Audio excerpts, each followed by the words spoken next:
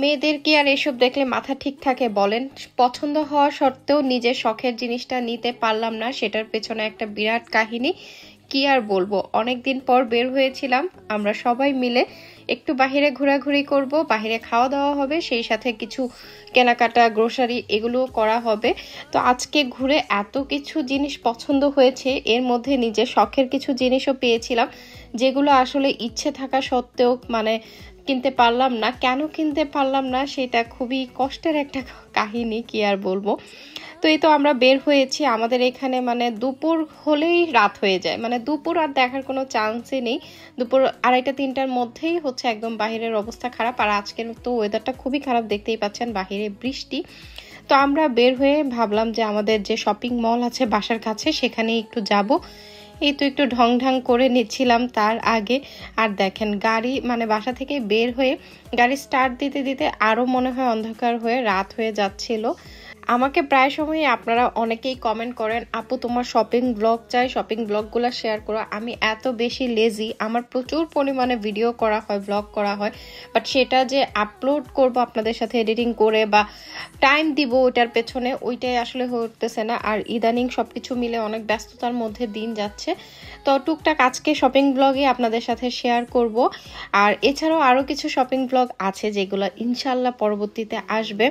তো সেটাই আমি বলতেছিলাম, আপনাদের ভাইয়া বলে যে আপুরা আপনারা কেন যে এমন কমেন্ট করেন, যে কমেন্ট দেখলে নাকি আমার শপিংয়ের আগ্রহ আরও বেশি বেড়ে যায়। এমনি অনেক শপিং করি, দেখা যায় যে বাহিরে না যেতে পারলেও ঘরে বসে তো ওই যে উইন্ডো শপিংগুলো সবসময়ই করা হয়। তো আজকে অনেক দিন পর যাচ্ছি যে ইনস্টোর গিয়ে কিছু দেখব।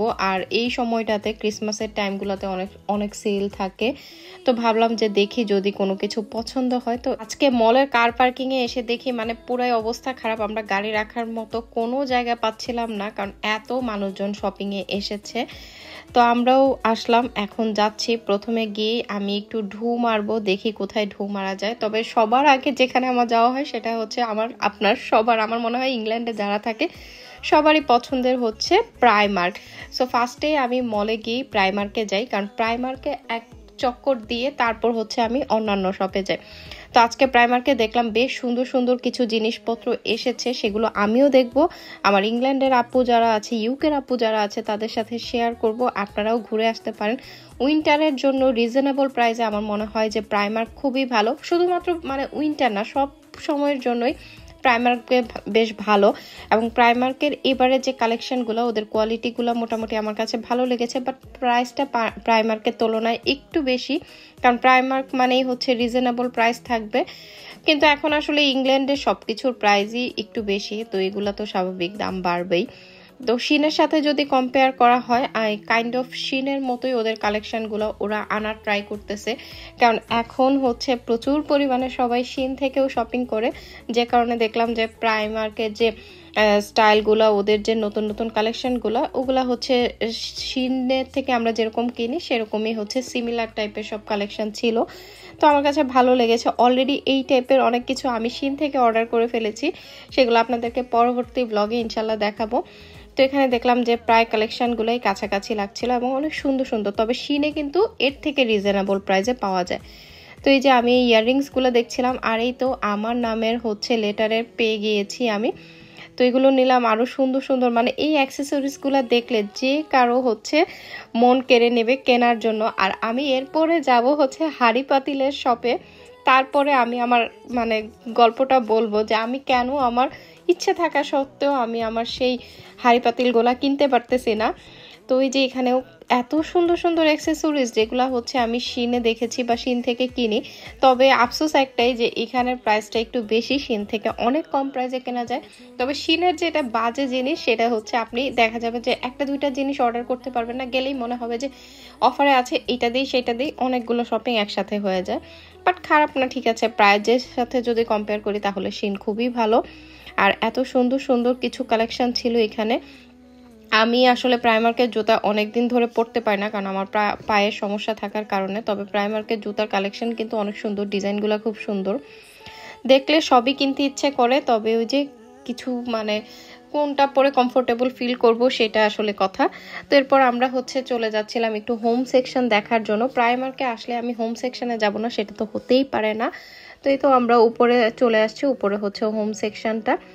তো আপনাদের ভাইয়াকে আমি বলি শুধু যে দেখো ঘর সাজানোর কত জিনিসপত্র, তবে আমরা মানে বাসাটা আমাদের এতই ছোট, যারা ইউকেতে থাকেন তারা হয়তো বা জানবেন যে এইখানের আসলে ঘর বাড়িগুলো অনেক বেশি ছোট ছোট, চাইলেও অনেক কিছু কিনে ফেলা যায় না, কারণ ঘরে রাখার এনাফ স্পেস থাকে না।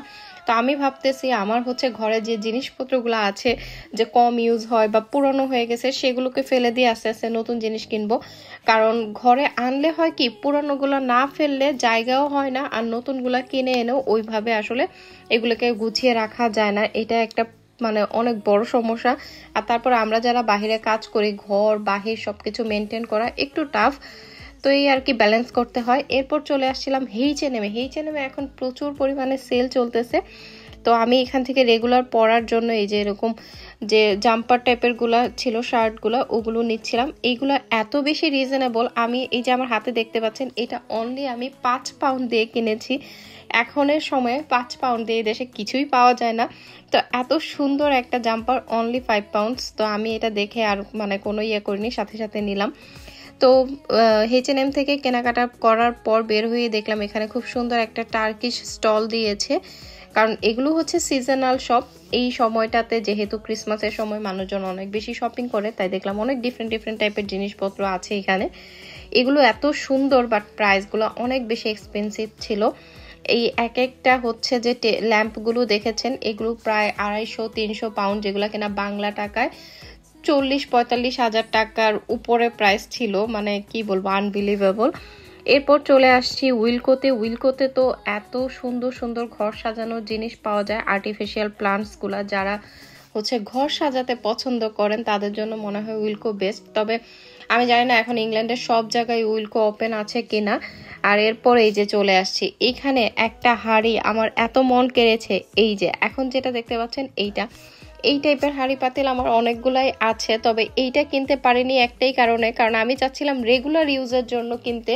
আর আপনাদের ভাইয়া বলো যে রেগুলার ইউজের জন্য তুমি যদি এই কালারটা নাও তুমি হচ্ছে এটাকে মেনটেন করতে পারবা না, কারণ রান্না করতে গেলে কিন্তু এইগুলো মেনটেন করাটা খুব মানে কষ্টকর সবসময় রান্নার জন্য। তো সবসময় রান্নার জন্য আমি হচ্ছে ব্ল্যাক যে নন স্টিকের হাঁড়িগুলো আছে ওগুলো ইউজ করি, এতে করে হচ্ছে দাগ ময়লা এগুলো এত বেশি বোঝা যায় না, আর এত বেশি ওগুলা মানে কালার ডিসকালারও হয় না, যে কারণে আমি আর হোয়াইট টাইপের কিছু নেই নাই। বাট এইটা কেন জানি আমার একদম মনের মধ্যে লেগে আছে, মনে হচ্ছে যে এই হাঁড়িটা আমি কি মানে ইউজ করি না করি কিনে রেখে দিই।